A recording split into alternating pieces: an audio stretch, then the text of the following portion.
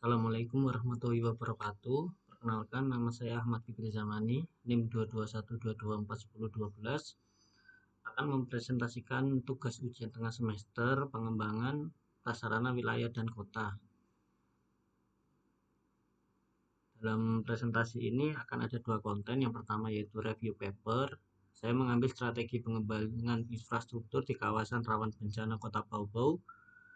Selanjutnya, konten kedua yaitu reflective review, yaitu pengembangan prasarana wilayah dan kota di Indonesia. Latar belakang. Kota Bau-Bau memiliki risiko tinggi terhadap bencana alam seperti tsunami. Letaknya yang berada di pesisir selatan Pulau Buton menjadikannya rentan terhadap tsunami, terutama bila terjadi gempa dari Laut Banda. Menurut IRBI tahun 2022 mencatat skor risiko 194,80 ini termasuk kategori tinggi. Indeks risiko bencana Indonesia menunjukkan bahwa Bau-Bau masuk kategori daerah berisiko tinggi, memerlukan tindakan mitigasi serius. Selanjutnya, urgensi pembangunan infrastruktur adaptif terhadap risiko bencana. Artinya, pembangunan tidak bisa hanya berorientasi ekonomi, tapi juga harus mempertimbangkan keselamatan dan ketahanan. Tujuan penelitian yang pertama yaitu mengidentifikasi kawasan rawan tsunami di wilayah pesisir Kota Bau-Bau. Tujuan pertama adalah membuat peta risiko yang akurat berdasarkan data spasial untuk mengetahui area mana yang paling terancam. Tujuan penelitian yang kedua yaitu merumuskan strategi pengembangan infrastruktur berbasis mitigasi risiko. Dari identifikasi tersebut disusun strategi infrastruktur yang bukan hanya membangun tapi juga melindungi. Lokasi penelitian. Fokus penelitian ini terdapat pada Kecamatan Welio, Batu Puara, dan Petoambari. Ketiganya merupakan kawasan padat penduduk dan dekat garis pantai. Ketiga kecamatan ini adalah wilayah pesisir yang padat penduduk dan aktif secara ekonomi. Artinya jika tsunami terjadi, dampaknya bisa besar dan korban bisa banyak jika tidak ada mitigasi. Metodologi penelitian. Penelitian ini menggunakan analisis GIS dengan metode Weighted Overlay. Sistem informasi geografis digunakan untuk mengolah berbagai data spasial dan menghasilkan peta kerentanan. Untuk variabel yang diambil yaitu jarak dari pantai, sungai, ketinggian, dan kemiringan lereng. Variabel-variabel ini dipilih karena mempengaruhi potensi bahaya dan kemampuan evakuasi.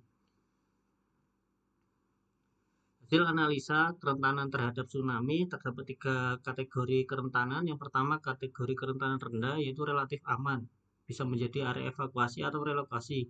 Yang kedua, kerentanan sedang, area transisi yang tetap perlu intervensi tetapi risikonya tidak sebesar zona tinggi.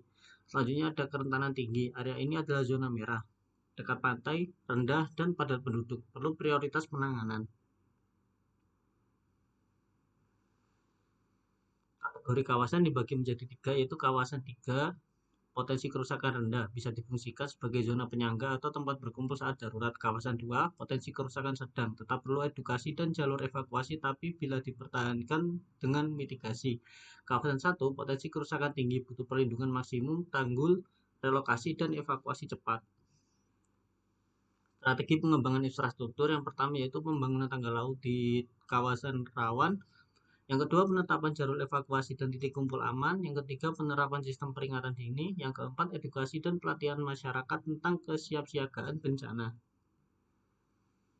Kesimpulan, yaitu integrasi perencanaan infrastruktur dan mitigasi risiko sangat penting. Data spasial menjadi dasar strategi pembangunan dan keterlibatan masyarakat meningkatkan ketangguhan terhadap bencana.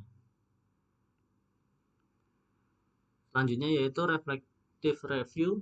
Topik 1-4, pengembangan prasarana wilayah dan kota di Indonesia. Konsep dan pola infrastruktur wilayah dan kota. Infrastruktur yang mendukung kualitas hidup dan pertumbuhan ekonomi. Infrastruktur bukan hanya fisik, jalan atau jembatan, tapi juga sistem sosial dan layanan publik yang meningkatkan kesejahteraan masyarakat. Pola infrastruktur terdapat 3, yaitu yang pertama pusat ke pusat, terpusat pada kota besar, fokus pada pembangunan infrastruktur di kota utama seperti kota provinsi, namun bisa menimbulkan kesenjangan wilayah. Yang kedua yaitu desentralisasi atau pembagian infrastruktur merata, memberikan akses yang adil ke seluruh daerah, mendorong pertumbuhan wilayah terpencil. Sedangkan yang tiga yaitu kombinasi, pola pusat dan desentralisasi, menggabungkan keunggulan dua pendekatan untuk mencapai efisiensi dan pemerataan pembangunan. Kewenangan pemerintah pusat, wilayah, dan kota. pemerintah pusat, yaitu membuat kebijakan nasional dan pendanaan proyek strategis, contohnya pembangunan jalan nasional, pelabuhan utama, dan jaringan listrik skala besar. Pemerintah daerah, pengelolaan dan pembangunan infrastruktur lokal fokus pada jalan, lingkungan, sanitasi lokal, dan fasilitas publik seperti pasar atau taman. Dan yang ketiga itu kerjasama pusat dan daerah. Sinergi dalam pengelolaan anggaran dan perencanaan keberhasilan pembangunan tergantung pada koordinasi antar lembaga untuk menghindari tumpang tindih atau kekosongan peran. Sistem infrastruktur di Indonesia terbagi menjadi 4, yaitu yang pertama infrastruktur transportasi. Ini berisi jalan, pelabuhan, bandara untuk memperkuat konektivitas antar wilayah dan mendukung distribusi barang jasa. Selanjutnya infrastruktur komunikasi, yaitu jaringan telekomunikasi dan internet. Konektivitas digital memperluas akses informasi dan membuka peluang kerja di era digital. Yang ketiga, infrastruktur sanitasi dan air bersih. Pengelolaan dan distribusi air bersih, infrastruktur air yang baik menurunkan angka penyakit dan meningkatkan kualitas hidup. Dan yang terakhir yaitu infrastruktur energi, penyediaan listrik dan energi terbarukan, akses energi mendukung pendidikan, kesehatan, dan ekonomi. Terutama yang paling penting untuk daerah 3T. Drainase dan pengelolaannya di wilayah kota. Pentingnya drainase untuk mencegah banjir dan genangan air. Kota tanpa sistem drainase memadai akan rentan terhadap genangan, terutama saat hujan ekstrim. Selanjutnya yaitu pengelolaan sistem drainase yang baik untuk menghindari kerusakan infrastruktur. Kapasitas saluran harus dirancang sesuai proyeksi curah hujan masa depan. Dan yang terakhir yaitu perencanaan drainase harus mempertimbangkan pertumbuhan kota dan perubahan iklim. Mengurangi tekanan terhadap sumber air dan menjaga kualitas tanah sangat penting di daerah dataran tinggi atau pesisir. Air bersih, konservasi, dan pengelolaan sumber daya alam. Drainase untuk pencegahan banjir dan genangan air. Sistem drainase yang buruk menyebabkan banjir cepat terjadi, merusak infrastruktur, dan mengganggu aktivitas ekonomi serta sosial. Perencanaan drainase harus adaptif, karena harus mempertimbangkan pertumbuhan kota dan perubahan iklim agar kapasitas drainase tidak cepat usang. Selanjutnya, yang terakhir itu konservasi air dan pengelolaan sumber daya alam. Konservasi air penting untuk mengurangi ketergantungan pada sumber air terbatas.